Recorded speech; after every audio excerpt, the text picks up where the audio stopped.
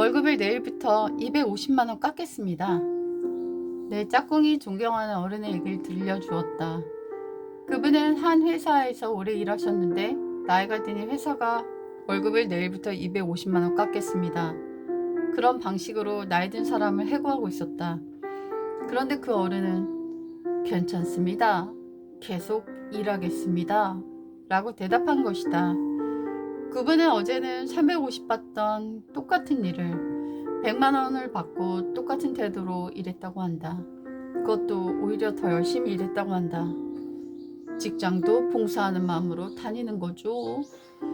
그분은 100만원을 받으며 바닥에 떨어진 쓰레기까지 주며 일하셨다고 한다. 그 회사는 그런 분은 단 한 명도 보지 못했고 나중엔 찔려서인지 감동해서인지 월급을 올려줬다고 한다.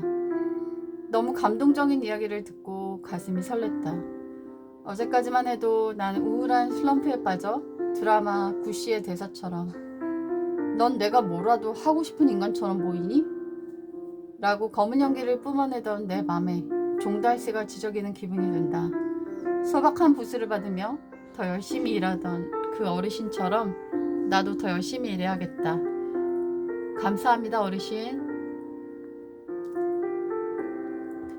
난 어제 그걸 깨달았어. 아침 이슬처럼 싱그러운 내 짝꿍이 말한다. 매달 기부하지만 그래도 내가 봉사 현장에 가야 하지 않나 생각했어. 그런데 어제 그 현장에 있는 의사가 하는 말을 들었어. 우린 후원자님과 함께 가는 겁니다. 우린 후원자님이 없으면 아무것도 할 수 없습니다. 라고 그들 말하는 걸 듣고 나도 현장에 있는 사람들과 같이 하는 거구나. 그걸 깨달았어. 그럼 여보가 후원한 걸로 몇십 명을 살렸을 거야. 그는 싱그러운 표정을 짓더니 일하러 간다. 하루도 쉬지 않고 쓰리잡을 일하며 10%를 가장 어려운 곳에 한결같이 보내는 그를 보니 그가 산처럼 우람하게 느껴진다. 한 철학을 공부한 학생이 이런 말을 하였다. 실존주의 철학자 샤르트르가 말한 걸 인용하며 인생에 의미가 있을 필요가 있나? 라고 했다. 난 인생은 의미 없인 어떤 불씨도 갖지 못한다는 생각이 든다. 많은 철학자들도 자신의 인생의 답을 얻지 못해 자살했다고 한다. 자신의 삶의 의미를 못 찾은 사람들은 망망대해에 어떤 표적도 없이 항해하는 허무한 배와 같을 것이다. 그래서 우린 매일 치열하게 각자의 삶의 의미를 찾아야 한다.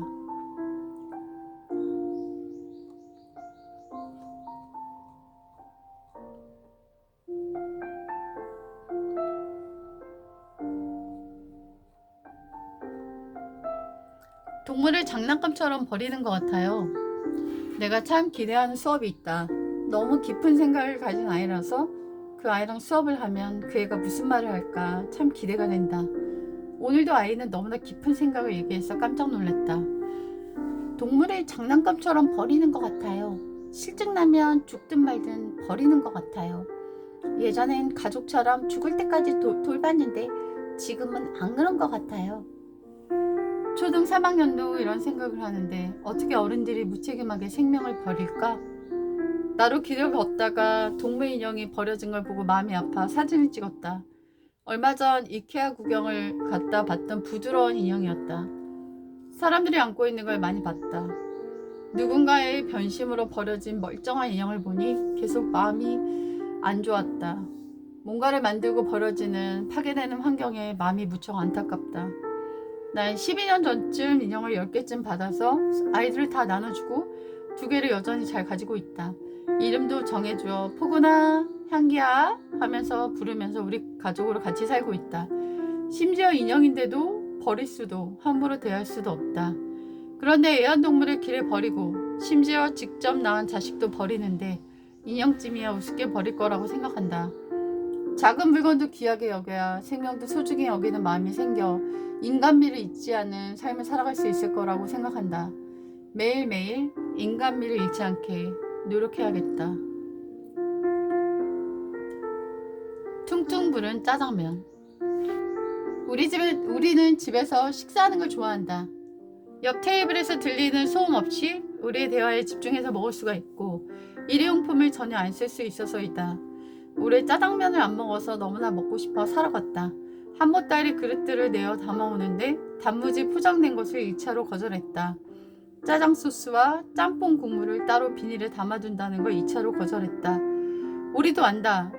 따로 싸가야 덜 붓는다는 걸 말이다. 하지만 그 많은 용기들을 가지고 갔는데 비닐을 받을 순 없었다. 탕수육 소스를 따로 담아준다고 포장비도 안 받는다고 했는데 그냥 고기에 부어달라고 3차로 거절했다. 우린 부먹파, 절대 아니고 찍먹으로 살아왔다. 하지만 비닐 그릇을 하나 덜 받기 위해서 조금 덜 바삭대는 탕수육을 먹기로 했다. 그리고 가게 전화번호를 알려달라고 하니 명함을 주길래 저장하고 바로 돌려주었다. 4차로 거절했다. 종이 쓰레기 하나를 덜 버릴 수가 있었다. 요리사는 나무 젓가락을 권하기에 5차례로 거절했다. 그런데 그 사이 그는 빠른 손놀림으로 우리 용기를 검은 봉지에 담고 있었다. 뜨거운 걸 겨우 넣었을 텐데 차마 내가 가져온 봉지가 있다고 도로 꺼내란 말을 하지 못했다. 그는 이렇게 그릇을 바리바리 싸우고 젓가락까지 거절했다면 환경의 진심이란 걸 못 알아차렸을까? 너무 아쉬웠다. 그의 손빠른 행동에 거절을 못해서 비닐봉지 하나를 받아야 했다.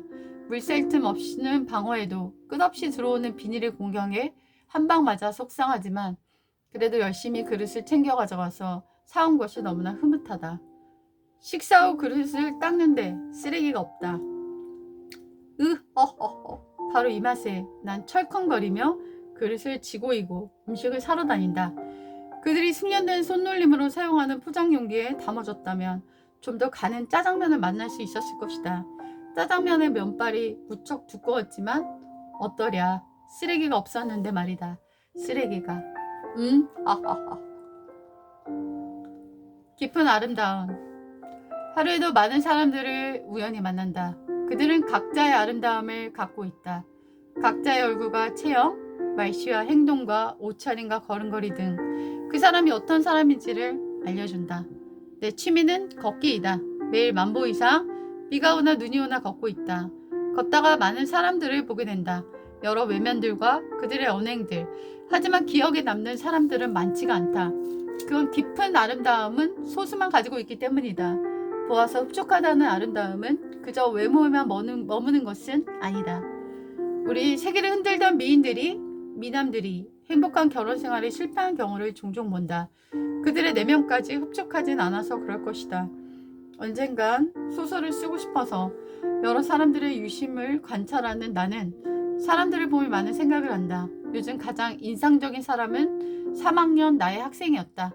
너무나 충격적인 얘기를 듣고 잠시 시무룩했다가 며칠 뒤에 너무나 명랑해져 있길래 물었더니 그의 대답이 너무나 성숙함으로 꽉 차 있어서 놀랍기만 했고 그렇게 교육하신 그 부모님이 너무나 궁금해졌다. 깊은 아름다움은 나이에 상관없이 가지고 있다. 싱그러운 꽃청춘 무리들이 지나가도 별 감흥이 없는 것은 그들이 내뱉는 거친 언어들이 그들의 신선함을 감색하기 때문일 것이다. 우리는 세월과 함께 시들어간다. 모든 생명은 출생과 더불어 그렇게 되어져 가는 존재들이다. 하지만 내면의 흡족함은 노력으로도 다듬어갈 수 있는 아름다움이기에 차별이 없고 금수저 수저를 핑계댈 수가 없다. 불평등한 세상을 꿈꾸는 당신이란 세속적 문구를 담은 100억대 아파트 광고 속에서도 기죽지 않는 당당함과 자신감을 가졌는가? 그건 깊은 내면의 우물을 가진 자만이 얻을 수 있는 열매이다. 깊은 아름다움을 가진 사람들을 만나고 싶다. 그리고 그런 아름다움을 갖고 싶다. 세속적 광풍에도 흔들림이 없는